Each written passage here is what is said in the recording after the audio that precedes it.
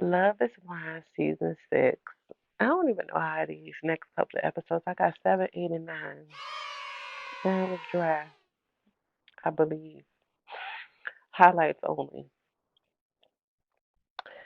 In episode, oh, before we even get started, I had some go backs. AD, when she was at the party, I didn't like the way she was talking bad about Clay to Jimmy, talking about him being too much. That was the first time we were seeing someone actually discuss some type of flaw they're seeing in their couple with another member of the cast. I didn't like it. It was too soon, and you were drunk, and Jimmy was smiling in your face. It looks like Jimmy is going to go hit up Jessica later on.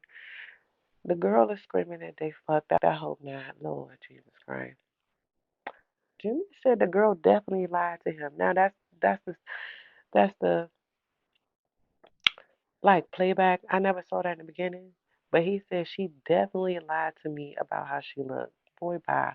I was saying bean bag last episode about the titty thing. It was bean dip, which is even more dumb. Chelsea, grow up. Stop saying you made me feel uncomfy. Say uncomfortable. Don't say uncomfy. I don't like it.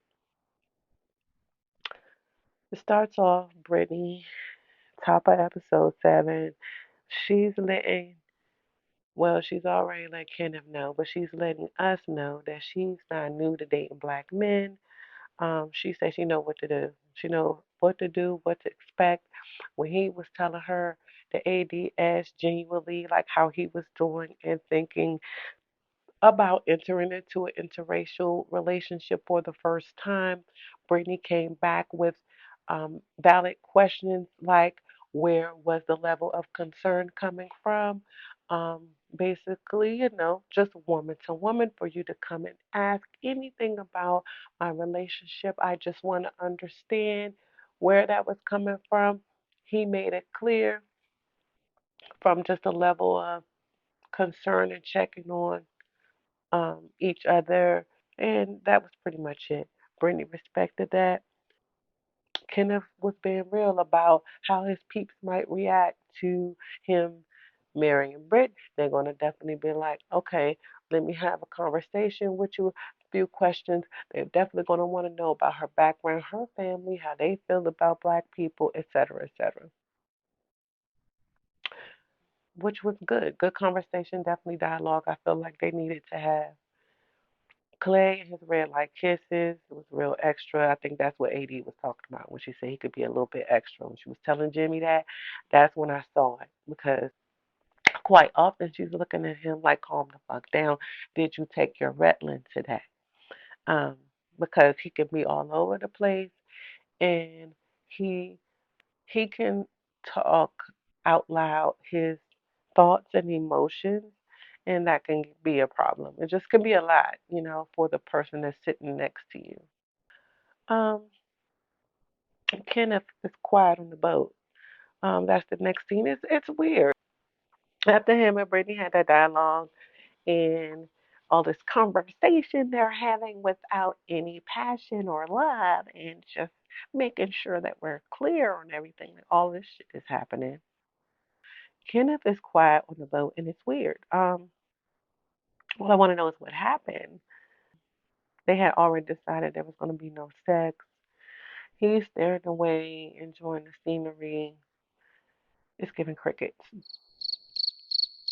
Clay, then just starts to be a little bit too much, like I was saying. He was moving them plates all over the table. What the fuck was going on? I think that's nervous energy, though. He started to explain like how he didn't want to let her down. And I think anyone would be concerned, especially when you don't really know the person and they're expressing all of their inner thoughts about, you know, I could very well hurt this person's feelings if I'm not considerate and ready to go into a serious relationship. Like these are the things that he's thinking about, but he's also saying. And so AD is getting a little worried, as we all would. Like, oh my gosh, is he really ready? Is this something that he even wants? Jeremy starts to mention Sarah to my Latina. I gotta get her name. This is like the next day after the party. It is appropriate time to, start mixing and having conversations with other cast members about their experiences. Jeremy mentions to my Latina, like, yeah, I love Laura. I'm so happy I picked her. But, Sarah Ann was my second choice. And he says he wants to meet her and be friends. And I said, boy, get the fuck on up out of here. Y'all so weird on that shit. Y'all ain't come on here to marry. My Latina's talking about her dad. I was just saying we don't care. I didn't want to see it. Now they're leaving Punta Cana and they're arriving in their little garden apartment homes. That's what I called it. Jeremy said he's in love with Laura and they start cleaning up. They both enjoy cleaning. Brittany and Kenneth, they're back at the house. He says she got to cook. First thing off the break, he's hungry. He said he missed his phone. And he immediately jumped on that motherfucker and would not get off. And it was annoying as shit. His head was down most of the scene. He was in his phone. He said he missed his friends and his family and the school. The school was looking for him. He is the principal. He got a lot of shit to answer to. And I was saying, Brittany should be a little bit more understanding of that. He is a principal. What, he been out the mix a week or two or three? Shit, who fucking knows? He been in them pods and Punta Cana. So the janitor ain't doing what the fuck he's supposed to do. The cafeteria ladies is complaining. Um, the goddamn administrators is calling and the teachers, and they got little incidents going on. And he needs to fucking know about it and get up to speed about what he has missed. She's worried about, which drawers do you want, the left or the right side? And he don't really give a fuck, which is cool too, because you could just do what you want, Brittany. Then she got him in the other bathroom getting dressed too. It's all a plus. Let him go ahead. And then I wrote, "Is Clay a diva? Can't wait to see his friends. I want to see what they look like." He mentioned looking up to Will Smith and P. Diddy, and my eyebrows raised immediately. I do not know why he mentioned those specific two people, individuals, but um, I just raised my eyebrows because he's worried about cheating too. So it's just, I don't know. He wants to go to therapy already, and I'm tired. They didn't even get married yet, and I know there's that that therapy piece like before marriage, but he's fighting demons already. So that was episode 7. And episode 8, they start to go and like look at their old houses, like how they used to live. Chelsea and Jimmy both had really nice places that they used to live in. Clay has a nice house that definitely needs a woman touch. His just like linens, side tables, chairs, throw pillows. I said take off the choker. I don't want to see him with it on no more. It throws me off. I was happy to see like he was an athlete. Looks like he excelled in a lot of different sports. His house, like a man cave, the whole thing. And he was like, "AD, I'm ready. Like, move in, baby. Let's have a kid. Let's do the whole damn thing. You could switch up everything in here. I'm ready for you to move in." She was smiling like any woman would. She was like, "Yes, I see the potential up in here. That's the T." He paid the girl move in. Jeremy House was real nice. Don't play with him. He's so anal. He make me sick. He's scary a little bit too. The garage, the gym was super nice, super clean. He well organized. As Laura said, it's giving serial killer. Scary, but I love it. I said Ken sounds like Barbie. This is my spice cabinet. He be needing a moment. He said it's given overly analyzed and give him some grace. This is all his conversation with Brittany. Um, and then eventually The breakdown, y'all. Because I was in and out of sleep, but I'm going to tell you what I didn't miss. Like the breakdown between the two of them. Uh, Child, Ken was real upfront. Like, she would bring up an issue and he'd be like, don't let that be the reason. I think Kenneth being a principal of a school, like he can smell bullshit a mile away. I think he had already decided, like, this ain't gonna work.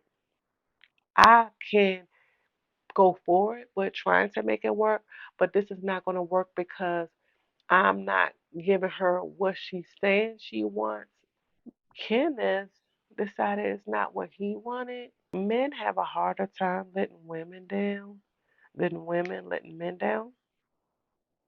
And, it was mutual, probably. It's just not a connection. They probably both look at each other it's like, okay, you're cool or whatever. We had good conversation, but not a love match. And that's basically what he said to her. And you're going into this experience hoping that you meet, the person of your life. And so I think for her, it's like, this experience failed. And so when she had to break down in the kitchen on the counter, I think it was more about like, damn, like I did all this shit. I really wanted to work. It's working for someone. It's not working for me. What he said and did needed to be done. So I can't really fault him for the way that it went down. I think he did it in the best way possible. He was like, let me give you a hug, don't you know it ain't no hard feelings. Ken, if you want hard feelings, I go ahead, break, let it go. I'm just gonna say let it go. Let him go. I don't know. Let him go. You go that way, he go that way. And y'all could still be friends because it was never there. Um,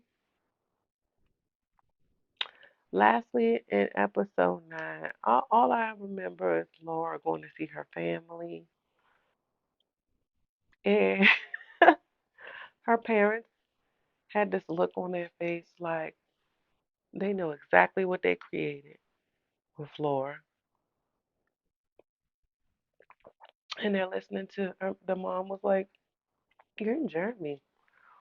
Y'all have this weird vibe.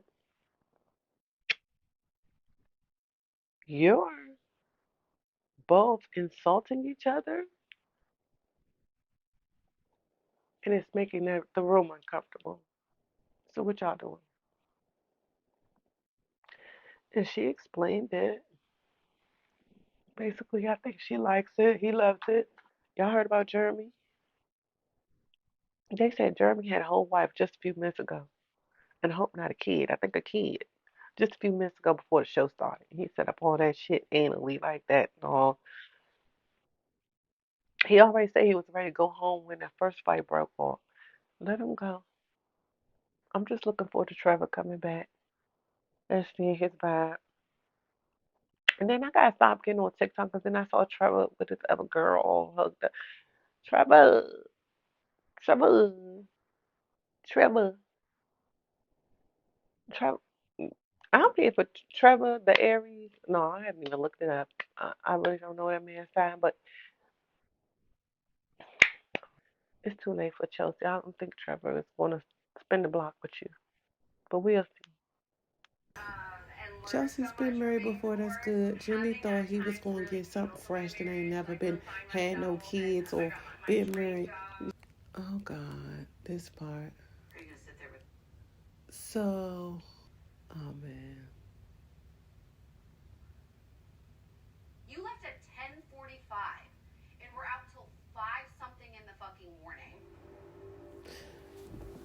Well,